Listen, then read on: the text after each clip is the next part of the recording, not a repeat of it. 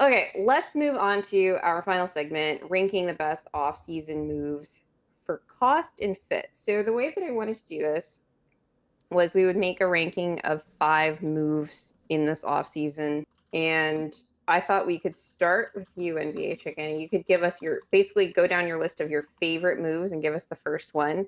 And if either Will or I think that we have like a one that is better and we can try to like convince you to like put that up in the rankings, and then we'll just kind of go down the list like that.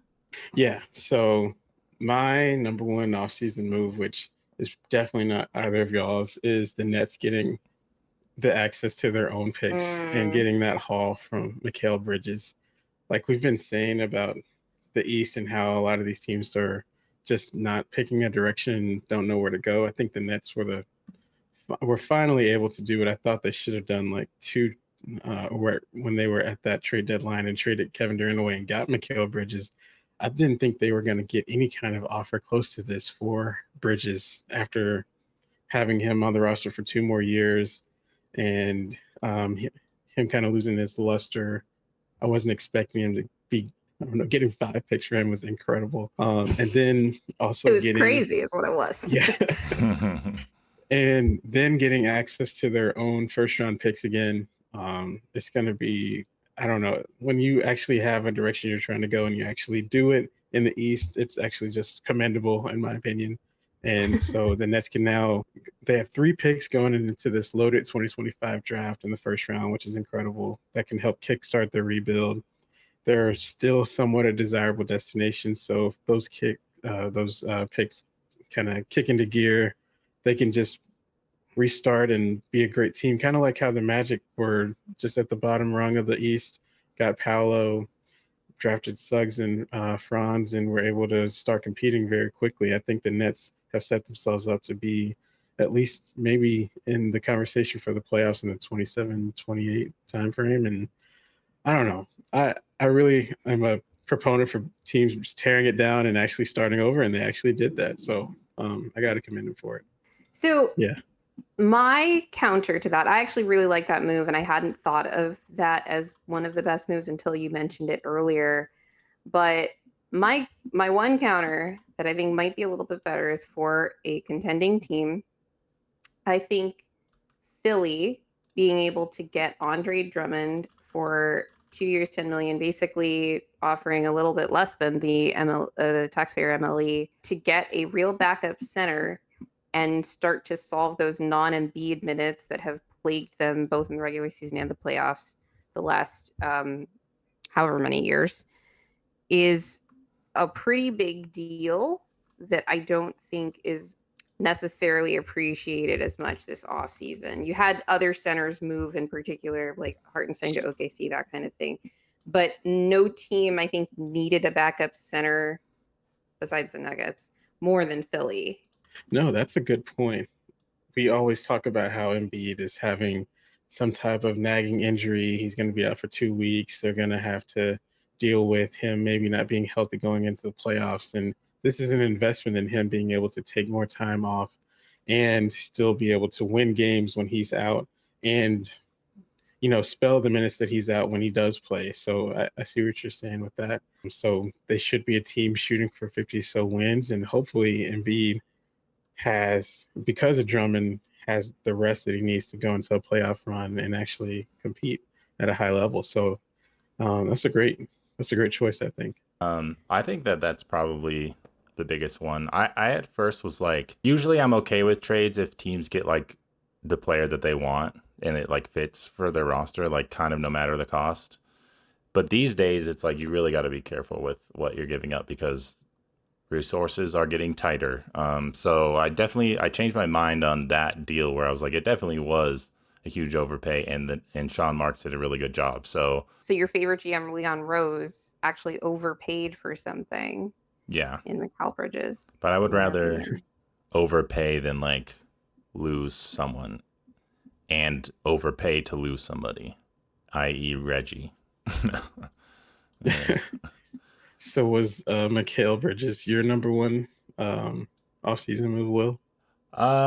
It was definitely up there. I couldn't decide between that and like maybe, I mean, Paul George was the biggest free agent out there, and so the Sixers signed him. So it's like, it's hard to argue, but I'm still not convinced that makes them like that good. I still almost like the Knicks just adding Bridges than I do the Sixers adding Paul George. Yeah, Yeah, for that's me, fair. like the Sixers were already like a really, really good team. It's not like they were a team that struggled offensively when everybody was healthy. So I don't know that Paul George actually increases their ceiling all that much. And it's really just about like, is everyone going to be healthy in the playoffs and all that? So Right. that move didn't really make my ranking at all. What do we got for number 2? Are we I had keeping this Andre one? Drummond too, Andre unless Drummond. you have an argument for Whoa. something better. Well, Andre Drummond was already on the Sixers, which is why I'm a little lower. Oh, well, yeah, but like Oh, yeah. And they that addressed a specific need now. I'm not as sold on Andre Drummond, but Okay. I feel like Hartenstein to OKC is bigger than Drummond going to the Sixers. Yeah, I think I had that second on my list, actually. The Hartenstein move. It's a tough one. Would you like to say why, Will? I just think Hartenstein, he's a way better player. Is he gonna offer the same impact to OKC that Drummond could give to Philly in terms of filling that specific need? That's my question. Is like, I think he what will. does Hartenstein do for OKC? I think just Hartenstein's just overall, just what he gives, because he can rebound and do things offensively. It may not be like the most ideal fit with OKC at the center position, and he may be overpaid a little bit, but he was like heavily sought after. And I just think Andre Drummond, like even I wasn't that excited about him as a potential Nuggets bench player. I'm pretty low on him. I don't think he has much left. I think he can rebound and that's pretty much it. But I know that that's a need. I don't know. It's tough. I just feel like the overall talent of Hartenstein is just better, even if it's not like looking for one specific skill that the Sixers are trying to fill, if that makes sense. Okay. I just disagree in terms of the impact value for what they paid, but I think that Hartenstein's not going to add as much as they're paying for him, but for that team, they can obviously afford it, so it doesn't matter. I guess it's like, the so cost versus what you get. That goes into the fit criteria. Yeah, so that's fine if you want to put Hartenstein there. But I think that the Drummond signing makes more impact per dollar. Yeah. I want you to be right because I don't want Hartenstein to be good on the Thunder at all. Okay, we're putting Hartenstein and we're putting we've talked about them enough. Are we good with 3 for Drummond? Yeah, that's fine, unless you want to argue something else is better than my number 1. I'm fine with it being 3rd. I may have not even put that in my top 5, so I like your thinking on this. It's out of what I was thinking. So in terms of like the impact, fit, and cost, like it's a high impact, it's a great fit, and it came at a low cost. So I can definitely see where Grace is coming from with that. I mean, that's what teams want these days. You guys, you can disagree with me. It's what teams want these days.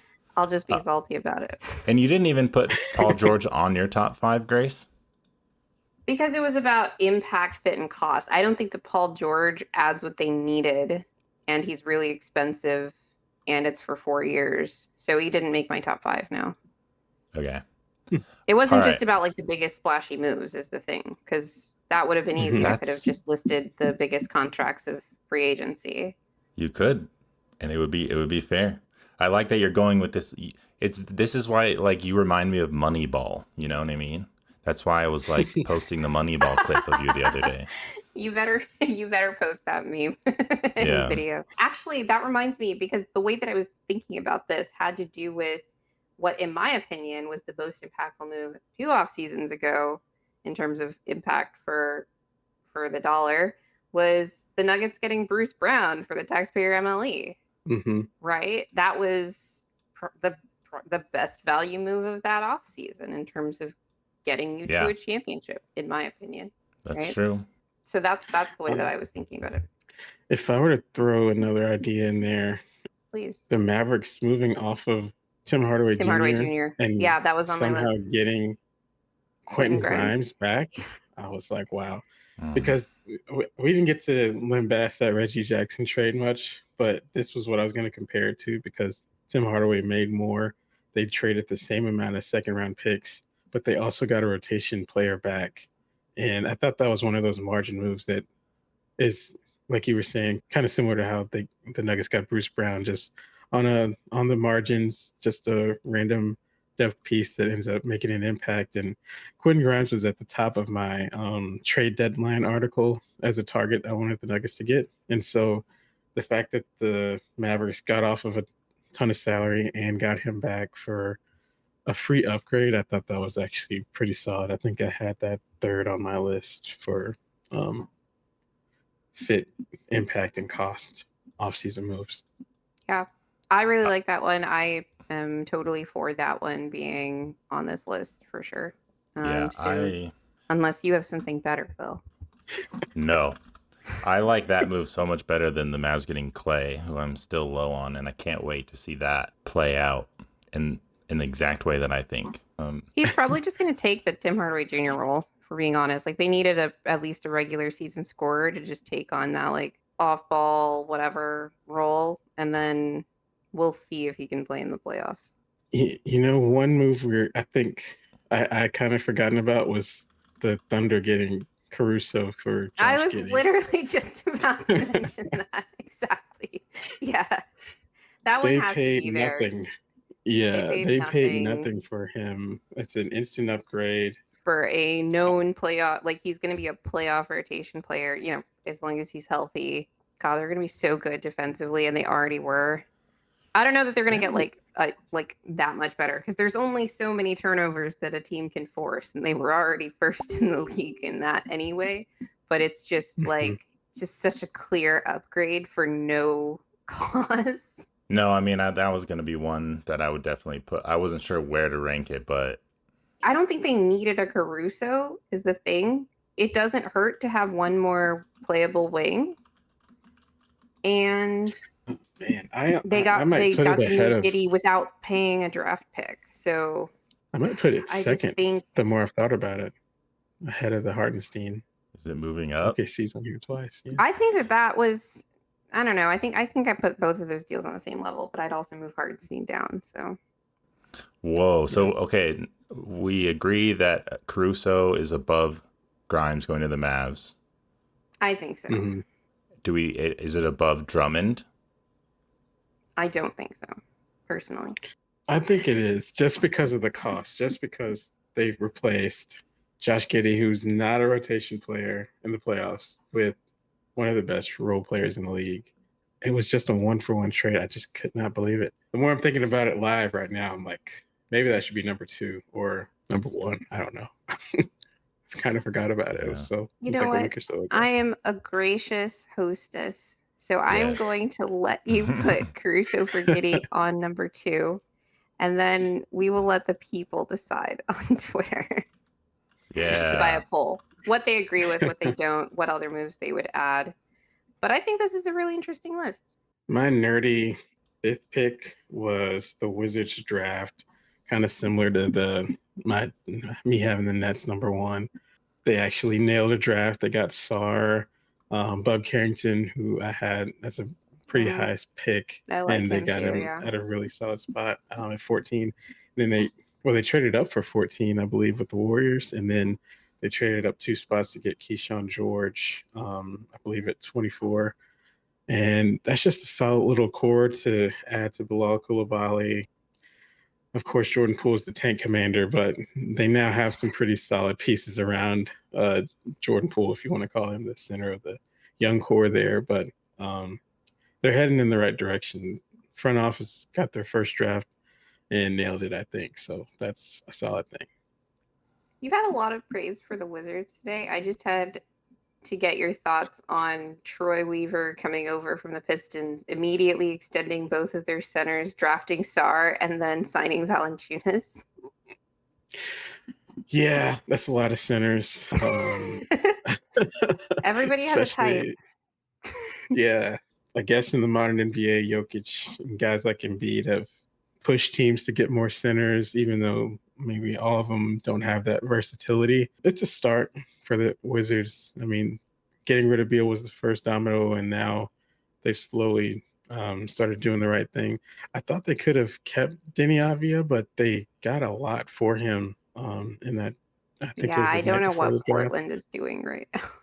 Oh my God. That's why I had Portland as like the worst run team in the West because, man, that was. I kept rereading that trade. Like, how many picks were involved for Denny Avia? Like, wow. It was a great job by the Wizards. And now they even have Tyus Jones that they can throw into a sign and trade with a contender or something. So, seems like they're going down the right path, which you couldn't really say about them for the past half decade. God, yeah, it's one of the worst. So you got to feel good for the Wizards fans. They've been through it. So some Yeah. hope for them. That will conclude this episode of What's in a Game. We did get to 200 subs though. We got above 200 subs, which is awesome. So thanks for everyone who subscribed.